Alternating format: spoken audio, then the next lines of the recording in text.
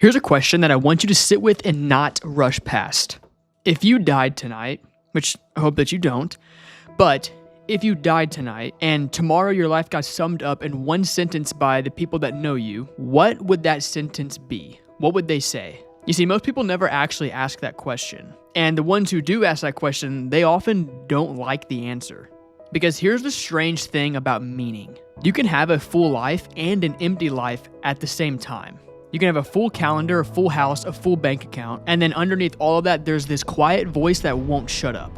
And it's the question of, does any of this actually matter? You could be doing fine, genuinely fine, and you can wake up in the morning and question, like, does any of this even matter? And you can have this feeling of something that you can't name. And I'm gonna make a claim today. I think our culture has gotten completely backwards. A meaningful life is not a life you build. It's a life you receive and then spend. You see, we think meaning is something that we manufacture. It's as if we're supposed to just generate it out of thin air through enough achievement or enough experience or enough impact. And I don't think that's true. I think meaning was given to us before we ever did anything. And the whole task of our life is to figure out what to do with it. Let me show you what I mean. We're the most distracted, entertained, and connected generation in human history. And by nearly every measure, we're also the most anxious, lonely, and lost. That is interesting. That completely breaks the formula. The formula said more meaning, more options, more connections, which should equal more meaning. I mean, look at it. We have more options and comfort and more freedom than any other humans in history. And the word meaning has completely collapsed. So either the formula was wrong or we're just measuring against the wrong things. Here's exactly what I think happened. We tried to answer a spiritual question with material tools. The question of, does my life mean something, is not a question about productivity. It's not a question about success or pleasure or legacy. It's a question about worth, and worth is not something that you can earn your way into. It is something that has to be conferred to you from the outside. Think about it. A $100 bill is not worth $100 because of the piece of paper. The paper is worth almost nothing. It's worth $100 because an authority outside of the paper declared it so. Value always comes from the outside of the object. So when we try to generate our own meaning, when we try to be the authority that declares our own worth, it never quite holds. Because deep down, we know that we're just the paper telling ourselves that we're worth $100. And if we're all being honest, there is a part of us that does not believe that. You cannot be the source of your own significance. The thing that needs to be valued cannot be the thing doing the valuing. And honestly, that's the crisis underneath the anxiety. We handed ourselves a job that we were never equipped to do, which was make your own meaning. And obviously, we are quietly buckling under all of the weight of it. Let me bring you in a man who understood this from the inside. His name was Viktor Frankl, or Viktor Frank. Actually, I still have no idea how to pronounce his name, but it's this guy right here, if you can see this. He had a book called A Man's Search for Meaning. So let me just read you a quick description here. Viktor Frankl, he was a psychiatrist who he survived the Nazi concentration camps. During the Nazi concentration camps, he lost his entire family. His mother, his father, I believe, his brother. And he watched men around him give up and die. And the interesting part wasn't from disease or starvation. He claimed that it was from a loss of meaning. It literally happened when a man stopped believing that he had purpose. And whenever that happened, they usually died within days. And here's exactly what he concluded. He said the primary drive in a human being is not pleasure, as Freud thought. It's not power, as others have argued. He said that the primary human drive is the will to meaning. It's the need for our lives to signify something. And he even quoted Nietzsche, who said that he who has a why to live can bear almost any how. Now hold that next to our culture for a second. We have removed almost every how. We have made life more easier, softer, and more comfortable than ever. But we've quietly evacuated we've quietly evacuated the why. And it turns out that you can survive anything with a why, and almost nothing without one. So the deep question isn't how do I make my life more comfortable? The question is, what is the why that's strong enough to hold a human life together? And here's where I want to be honest with you, because I take faith seriously, and I want to give you more than just vague encouragement. Frankl told us that we need meaning, and he could prove this need with devastating clarity. But the need itself doesn't tell you what the meaning is. You see, hunger proves that there's such thing as food, but it doesn't put food on the table. The ache for meaning is the most reliable evidence that we have that meaning exists. You don't hunger for things that aren't real. So then the question becomes, where does the bread actually come from? And here's where I want to go deeper than where psychology can take us, because I think the scriptures actually answer this question with more precision than anything else does. Genesis opens with a series of declarations. We see that God makes light, he calls it good, and we see that he makes the sky, the sea, the lands. He says all that stuff is good, good, good, good, good.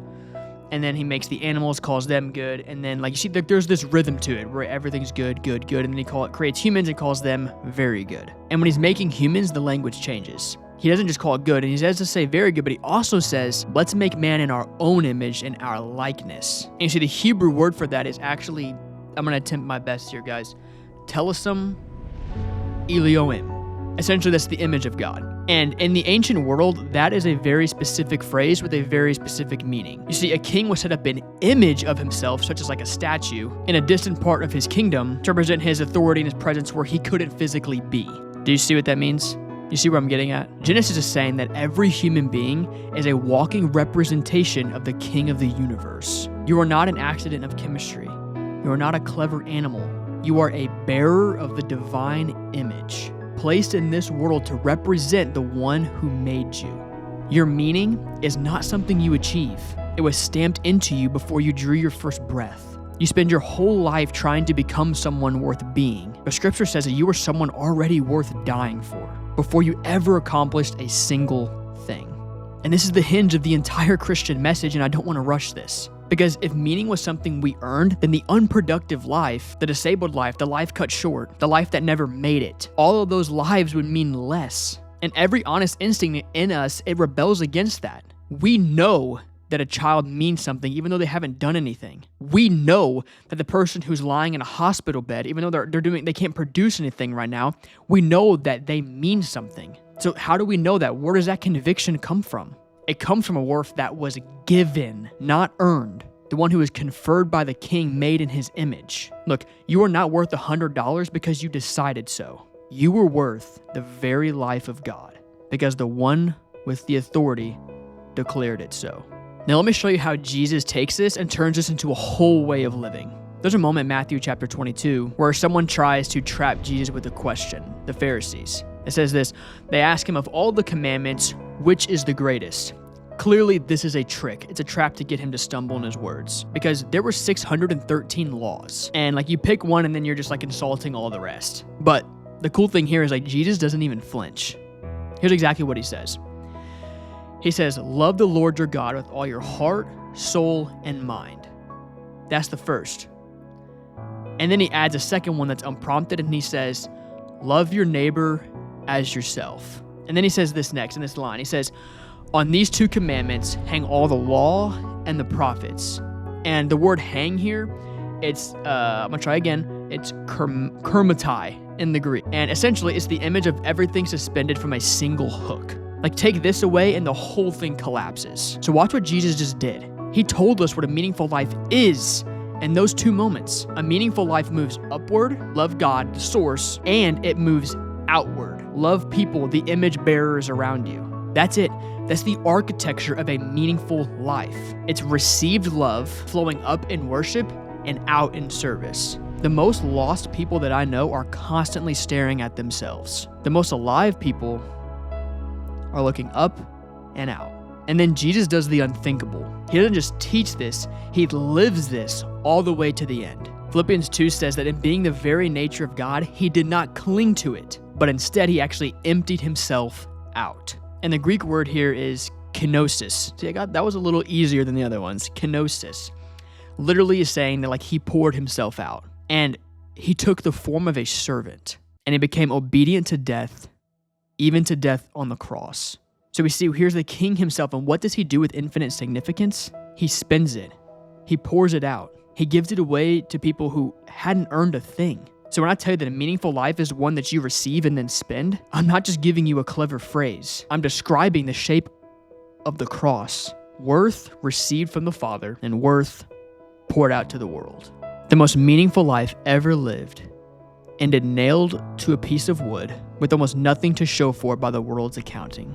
So maybe we've been measuring meaning with the wrong ruler this whole time. The world says accumulate and you'll matter. Jesus says, I already declared and showed that you matter. Now go pour it out. Those are two completely different universes. And every single one of us is living in either one or the other. All right, so what are we going to do with all of this? First, stop trying to generate your worth and start receiving it.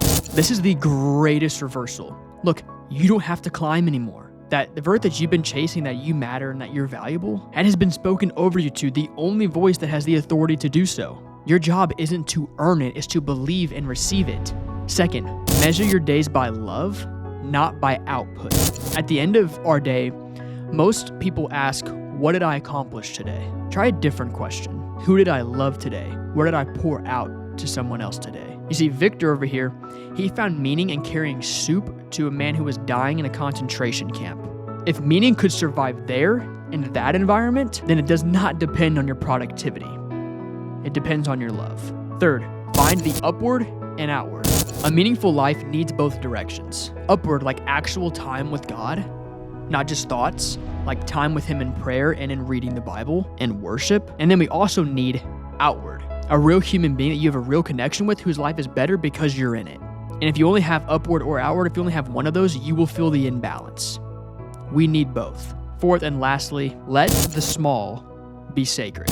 Look, you don't need a platform, you don't need a big movement. The image of God is in everyone. It's in the cashier, the toddler, the coworker, the stranger. To live meaningfully is to treat the ordinary moments and ordinary people as the holy things they deserve to be.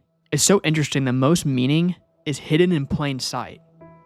It's hidden in the things that we're just too busy to see. Now, I want to leave you with this. There will come a day, none of us know when everything you accumulated stays behind. The accomplishments, the possessions, the applause, the followers, all of it will stop at the edge of that day. And you will go on without a single bit of it. And on that day, the question will not be, how much did I build? The question would be, what did I do with the things and gifts that I was given?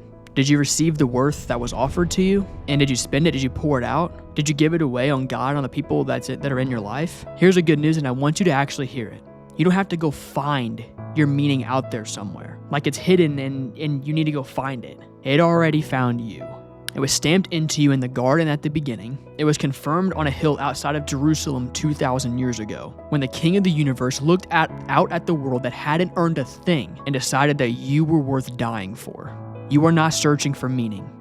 You are a creature drowning in it who simply hasn't looked up yet. So look up and then look out. That's the whole thing. That's a life meant something. That's a meaningful life. Keep the faith. Push it to the limit, I can't go no more. Red light, know where I'm coming.